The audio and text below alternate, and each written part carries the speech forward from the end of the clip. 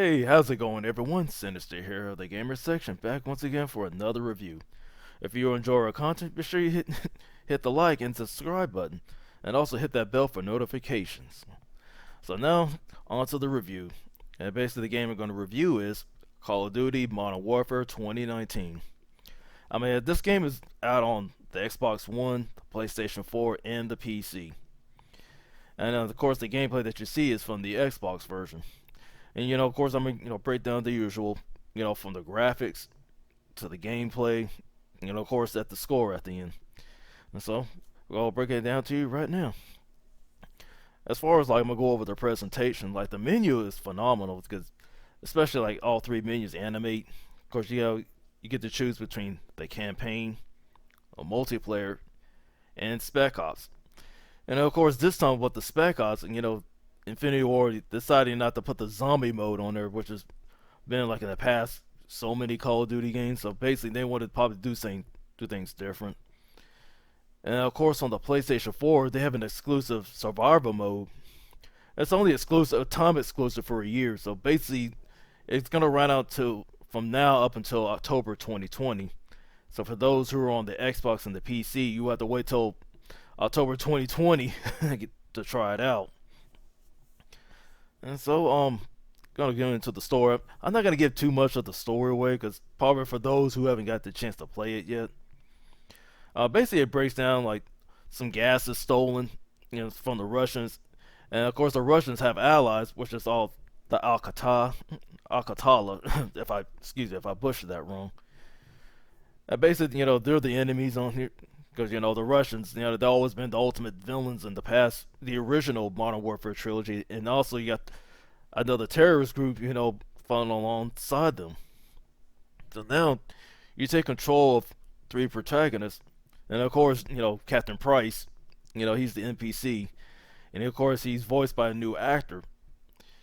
And of course, like in the story mode, if you play further in the story, you may see a familiar face and things like that. Just pay attention to the Easter eggs.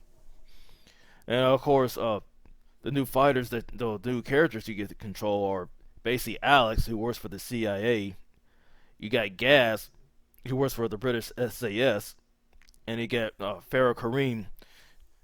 She's the leader of the rebels. Fighting against the Russians, and also the Katala. And so basically, it's up to you, to take them down, so that way they will drive the Russians from their country. And the base of the country is called Urzikstan, which is basically fictitious, so don't bother trying to look it up on the map and things like that. And so now I'm going to move on to the graphics. I mean, basically the graphics are phenomenal, especially like for those who have like 4K TVs, especially the high quality HDR. And this time, they implemented ray tracing, just to add a little bit more realism, because it looks great on the characters and the environments themselves. I mean, you can get the controls like how bright it looks or how dark it looks. And especially like some of the scenes, like especially during the nighttime scenes where you use your night vision goggles, it's very detailed and things like that, which is very cool. And so now, onto the meat and potatoes, like everybody's favorite mode, basically multiplayer. And yeah, this time on multiplayer, which is really cool, they implemented crossplay. So basically, those like who are on Xbox, PC, and PlayStation 4, you get to play with your buddies on whatever system that they own. Say for example, like anybody on PS4 can play with anybody on PC or on Xbox and things like that, which is really cool. And of course, they added some new modes on here outside of their usual modes, because everybody knows like the usual modes like Team Deathmatch, Free for All, Domination, Headquarters, Search and Destroy, excuse me, Search and Destroy, and things like that. And now they added like new modes, like get like 2-on-2, shoot house 24/7. They also got gunfight, and then it's kind of cool that they throw these new modes in here, just to spice things up, just give a little variety, things like that. So now, yeah, now we're about to give the score at the end. What will I give this game?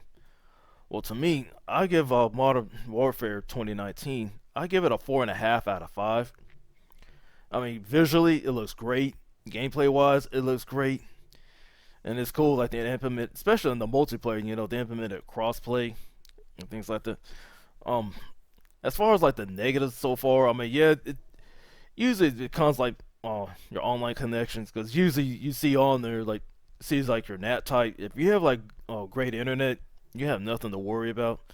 But anybody who has like low to basic internet, you may have like little hiccups here and there when it comes to playing online.